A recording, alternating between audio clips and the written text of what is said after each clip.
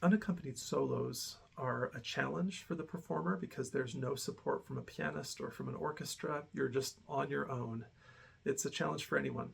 But they're also wonderful. They give a chance for the clarinet to shine all by itself. So I love unaccompanied solos, and I love this one by Lennox Berkeley.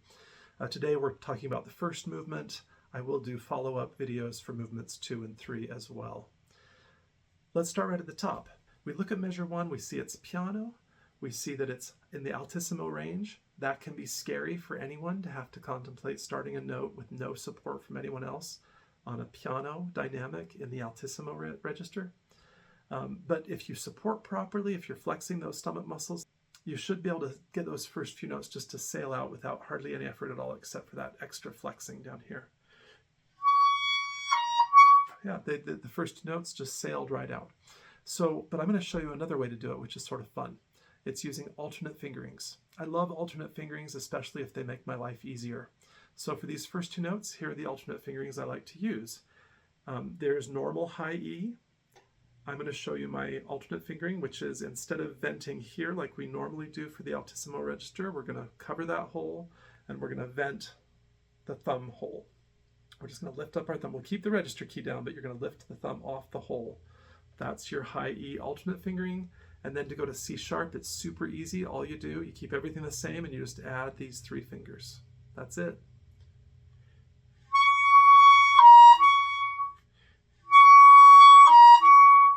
Nice and easy. I think it's a lot easier than the normal fingerings personally. Bar 2, we have a grace note from B to altissimo D back to B. That's a little bit awkward. It's possible, and you can certainly do it that way. It's perfectly possible. It's just a little bit awkward. I prefer using open D, which is literally no fingers covering anything or pressing anything. So you're playing B like normal, and then you're literally lifting all your fingers off of the keys so that it's open D, like so. I'll do it in slow motion. Now, I will warn you, in slow motion, the D is not going to sound that great.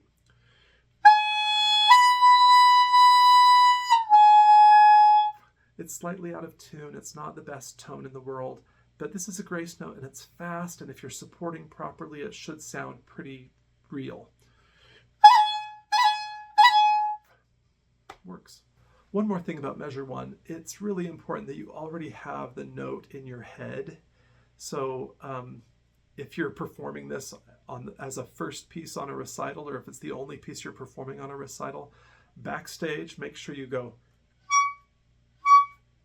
like, get that note in your head so you can hear it. So when you're on stage, you're still hearing, oh. I can't sing that note that high. Oh. Okay, hear that note, oh.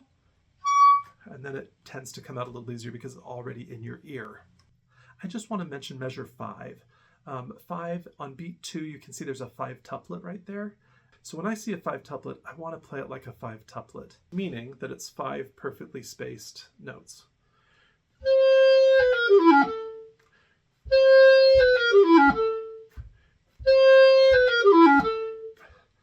The words that I learned when I was a kid for 5 tuplets were personality or university. Either one works. I generally personality, personality, personality, personality. So in your head, you could be going,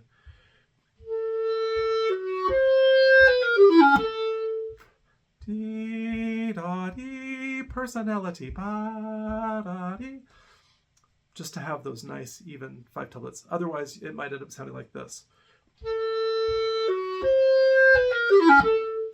A duple followed by a triple. I like the 5 tuplet. All right, moving on to measure 6. In measure 6, we have this figure that then is sort of repeated in measure 7 and partially in measure 8 as well. So you're playing it 3 times in a row, at least the first 2 beats. Note for note, same exact notes, first 2 beats of these next 3 bars.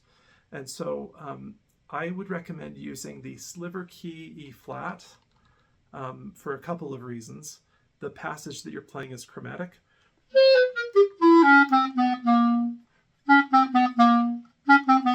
That's chromatic right there. And so keeping it all in one hand is a good move. It just, you have more control. You're not trying to do that side E flat, which brings in a completely different hand. Two hands, twice the potential problems. One hand, only one times the amount of problems. So if you're not used to using your sliver key E flat, you should get used to it because it's really helpful.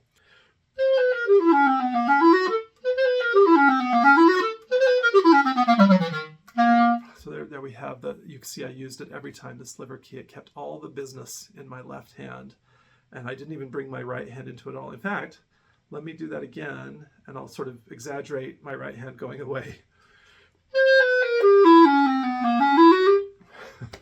Okay, that's silly, but it just shows you that your left hand can do most of the work right there. In measure 8, as I was practicing this, I just noticed that there were just some things that threw my brain off a little bit.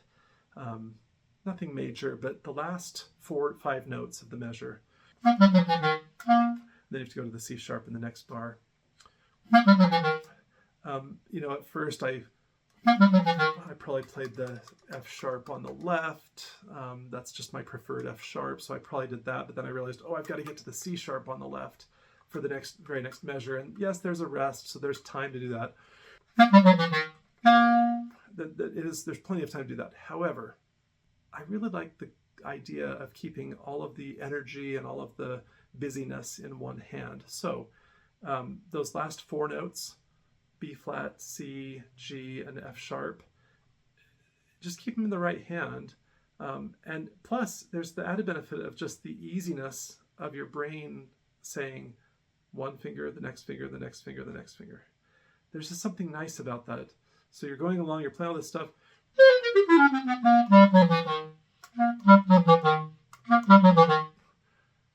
And once you get past that D flat, it's just add a finger. Just add a finger, add a finger, add a finger, add a finger, just right in a row. I don't know why, but my brain grabs onto that idea and it just makes it so much easier.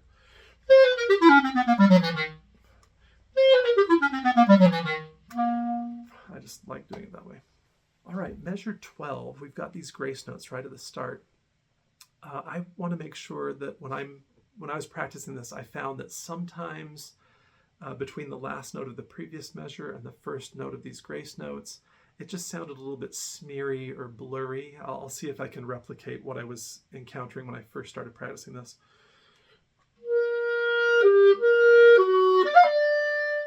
That was okay. I still like to have a little bit more clarity on the F.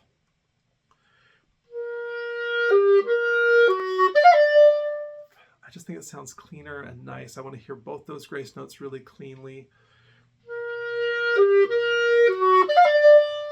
So you sort of end the previous note before you attempt to tongue the first grace note, and it just gives that nice sense of clarity. The same thing goes for going from bar 1 to bar 2.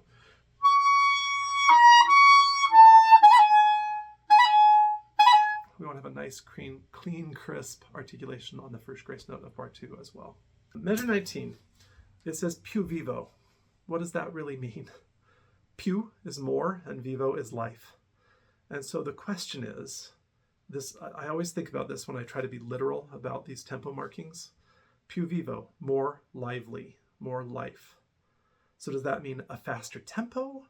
Or does it just mean more life in your mood? More life with what you're doing? More bright, more exciting, but same tempo. So that's the choice you have to make. Now it is preceded by an accel. I don't do a lot of accel there because it's going from, if you look at measure 18, it's going from triplets to 16ths to 32nd notes, and there's an accel. And I'm like, well, it already sounds like it's accelerandоing because it is getting faster. So I don't do a ton of accel there, partly because it's hard and partly because it's already built into the measure. But I try to make sure that when I get to the più vivo, I personally like it at a faster tempo. And it makes sense that I would view it that way because the very next tempo marking at measure 23 is tempo primo. So we assume we've changed something, like gotten faster in this case. So I do try to go faster there.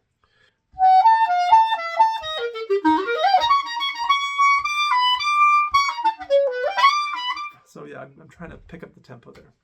Okay, now we get to measure 20, which has another 32nd note passage, which is also difficult and difficult to get played very cleanly.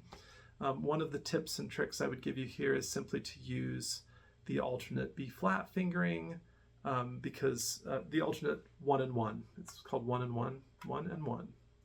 Yes, the thumb and register key are on, and then 1 and 1, instead of the traditional side. If I just play those last 4 30-second notes in beat 2 of measure 20,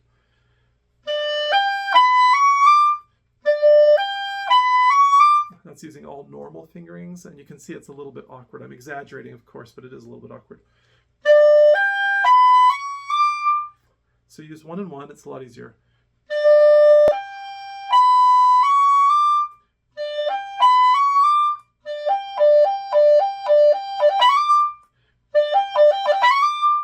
So much easier, that 1 and 1 fingering. I think it's easier. All right, now we're going to look at measures 22 and 23, because there's a few artistic choices you could make here. Now, the choice I made in my performance was to keep the più vivo tempo in measure 22, and then just clunk at measure 23 back to the tempo primo with no preparation. I thought that was an interesting musical choice, like so. This is 21, 22, and 23. This is the way I think I played it a minute ago.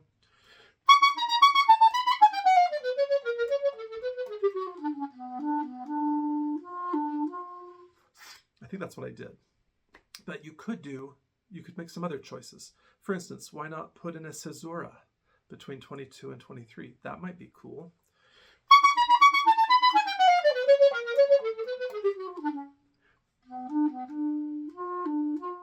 And that sort of prepares us for something new.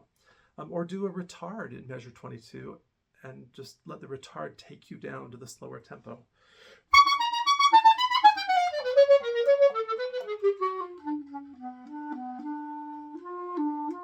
Something like that might be interesting. All right, now we're on the last line, and there's so many issues on the last line. I have to chuckle because Lennox Berkeley, the composer, I'm sure he didn't do this on purpose, but the last line has some of the toughest stuff to play, in my opinion. It's just really challenging. Those 30-second notes and sextuplet right at the end, they're challenging. And I think that when you're trying to play a piece like this, and one of the hardest measures is the second to last measure, that's like a stress in your brain the whole time. So here's a way to make it a little bit easier. The 30-second notes, I looked at it and I thought, is there any way I can make that easier? There's some awkward leaps and just awkward stuff. So the first 3 notes are chromatic, and then the next 3 notes are just scalar, just a C major scale, but 3 notes of the C major scale. And then the last 3 notes, and then going to the second beat, are completely different as well. So they're all 3 figures in that first beat are different, but I think that actually helps our brain conceive of it. So for instance, if my brain just says 3 notes chromatic, 3 notes C major, and then 2 more chromatic notes leading to the beat 2.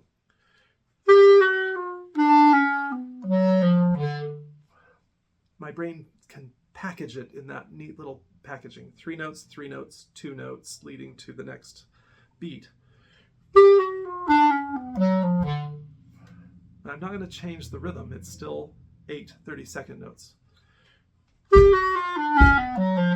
That's where the 1 and 2 are. But by packaging them in little groups of 3, it just helps my brain think about it a little bit easier. And so that makes it easier. So now let's talk about obedience to what's on the page. Again, the composer has done something that I think is pretty challenging.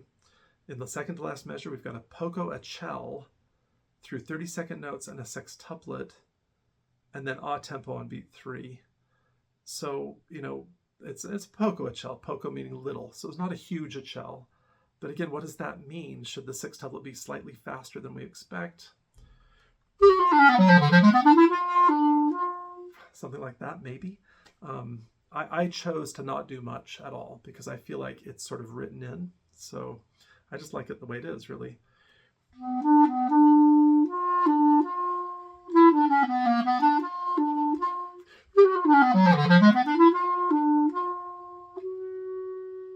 I just like it that way. I think it sounds nice just as is. But, if you want to be obedient to what's on the page, which we generally I say we should be. Maybe rush through your 6 tuplets or something like that. And that's that piece. I hope you enjoyed it. I hope this helps you as you work on it yourself.